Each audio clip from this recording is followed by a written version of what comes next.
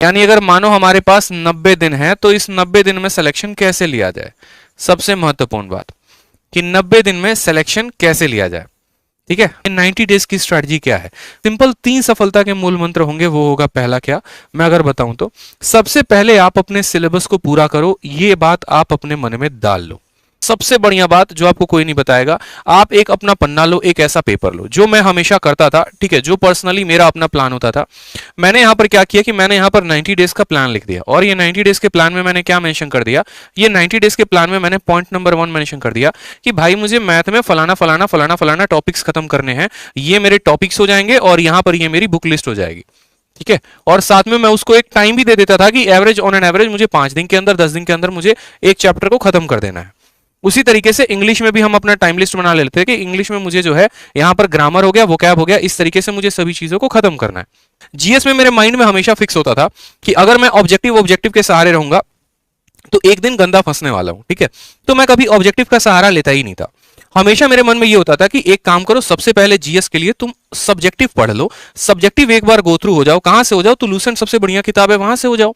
कोई और किताब है तो तुम वहां से हो जाओ सब्जेक्टिव, और उसके बाद वहां पर बैठ के तब ऑब्जेक्टिव लगा लो, यानी सब्जेक्टिव और ऑब्जेक्टिव। इसके अलावा कुछ छोटे छोटे पर्चे भी बना लेता था मैं। पर्चे जानते हो, वो पर्चे नहीं जो एग्जाम में चीट करने के लिए लिए जाते थे। पर्चे का मतलब ऐसे हो गया जैसे फेमस दर्रे हो गए, फेमस पहाड़ हो गया, फेमस आपका पार्क हो गया, ठीक है, आपके बांध हो गए, ठीक है, भारत में पहला पुरुष हो गया, इस तरीके से कुछ स्लोगन्स हो गए, नारेज हो गए, इनके पर्चे बना लिए थे। कहीं कहीं से प्रिंट आउट निकलवा लिए थे जाके किसी किसी वेबसाइट से, जैसे ग्रेडअप हो गया, वहां पर सबसे ज्यादा दिया होता है। ये पर्चे बनाने के बाद, ठीक है, तब इनको प्रॉपर तरीके से रिवाइज करना। फिर उसके बाद हम आते थे रीजनिंग पे, क्योंकि रीजनिंग में जैसे मानो अगर कोई टॉपिक नहीं आता, आप उसको पूरा का पूरा पढ़ो प्रॉपर तरीके से, और अगर नहीं आता तो प्रैक्टिस करो। ज्यादा से ज्यादा मेरा मानना है कि अभी प्रैक्टिस के ऊपर जोर दो, उन सवालों के ऊपर जो सबसे ज्यादा कैलकुलेटिव है, ठीक है, जो नए पैटर्न के ऊपर पूछे गए हैं। कहीं से भी प्रैक्टिस करते हो, रीजनिंग की जो बुक है हमारी विक्रमजीत सर की, आप उससे प्रैक्टिस कर सकते हो, बहुत जबरदस्त बुक उन्होंने बना रखी है।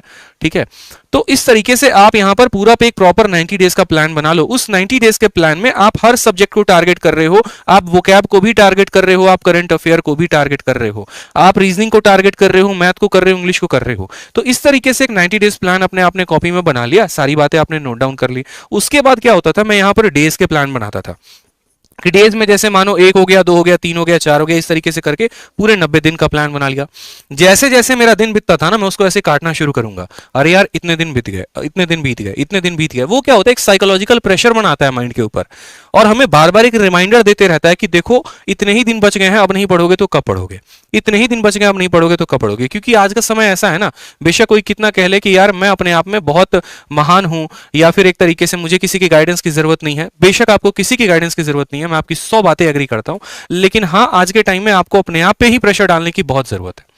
और वो जरूरत करता है आपका ये टाइमर, वो जरूरत करता है आपका ये शेड्यूल। जब आपके सामने लिखा हुआ होगा ना पन्ने के ऊपर, इतनी चीजें पढ़नी है, तो दिमाग को लोड पड़ेगा भाई, आंखों से दिखेगा, अरे तेरे को तो इतना कवर करना है पेपर के पहले, और तू 4 टॉपिक किए बैठा है, तेरे पास तो सिर्फ 90 दिन है, 20 दिन निकल गए, बचे 70 दिन, अब नहीं करेगा तो कब करेगा।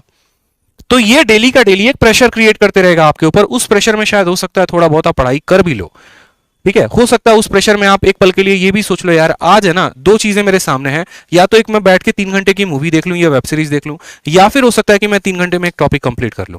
अगर टॉपिक कंप्लीट हो गया तो यहां से उसको कट मार देंगे, और मूवी कंप्लीट हो गया तो यहां पर उसको कट मारने का कोई भी जगह नहीं है।